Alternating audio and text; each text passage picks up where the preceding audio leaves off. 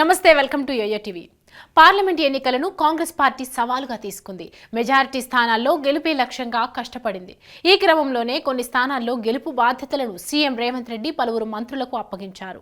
అలాగే భువనగిరి లోక్సభ గెలుపు బాధ్యత మంత్రి కోమటిరెడ్డి వెంకటరెడ్డి, ఆయన సోదరుడు ఎమ్మెల్యే కోమటిరెడ్డి రాజగోపాల్ రెడ్డిపై ఉంది. భువనగిరిలో బీజేపీ నుండి బూర నర్సయ్య గౌడ్, కాంగ్రెస్ నుండి రేవంత్ సన్నిహితుడు చామల కిరణ్ కుమార్ రెడ్డి, బీఆర్ఎస్ నుండి క్యామ మల్లేష్లు పోటీ చేశారు. గత ఎన్నికలలో స్వల్ప తేడాతో ఓడిపోయిన బూర నర్సయ్య గౌడ్ ఈసారి సర్వశక్తులు ఒడ్డాడు. ఒక్కసారి ఎంపీ, మరోసారి ఓటమి నేపథ్యంలో మూడోసారి 3 నెలల ముందు నుండే వ్యూహాత్మకంగా ముందుకు వెళ్లాడు. మోడీ చరిష్మా, బీసీ కార్డు కలిసి వస్తుందని భావిస్తున్నాడు.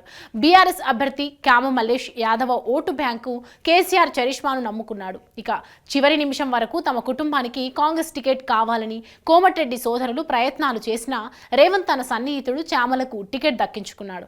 కోమటిరెడ్డి రాజగోపాల్ రెడ్డి ఇంటి వద్దనే పార్లమెంట్ సమీక్ష నిర్వహించి అభ్యర్థిని గెలిపిస్తే మంత్రి పదవి ఇస్తానని స్పష్టం చేసినట్లు ఇన్సైడ్ టాక్.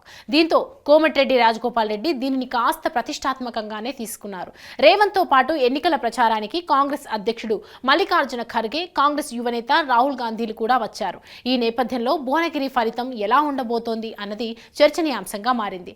గత శాసనసభ ఎన్నికలలో 7 నియోజకవర్గాల పరిధిలో బీజేపీకి ఇక్కడ కేవలం 75,000 ఓట్లు మాత్రమే వచ్చాయి. అయితే పార్లమెంట్ ఎన్నికలలో ఎలా విజయం సాధించగలుగుతున్నది అన్నది ప్రశ్నార్థకంగా మారింది. ట్రయాంగిల్ పోటీలో స్వల్ప తేడాతో తమకు విజయం ఖాయమని బీఆర్ఎస్ వాదిస్తోంది. కోమటిరెడ్డి వెంకటరెడ్డి సిట్టింగ్ ఎంపీ స్థానం కావడంతో వారికి ఇది ప్రతిష్టాత్మకంగా మారింది. కోమటిరెడ్డి సోదరులు గట్టిగా పనిచేసినందువల్లే కాంగ్రెస్ ప్రభావం కనిపించిందని స్థానిక కాంగ్రెస్ నేతలు చెబుతున్నారు. ఎటు తిప్పినా ఇక్కడ కాంగ్రెస్ గెలుపుకే ఎక్కువగా అవకాశాలు కనిపిస్తున్నాయి. కాబట్టి రాజగోపాల్ రెడ్డి మంత్రి పదవి రావడం ఖాయమని అంటున్నారు. చూడాలి మరి భువనగిరిలో ఎంత మెజారిటీతో కాంగ్రెస్ పార్టీ గెలుస్తుందో.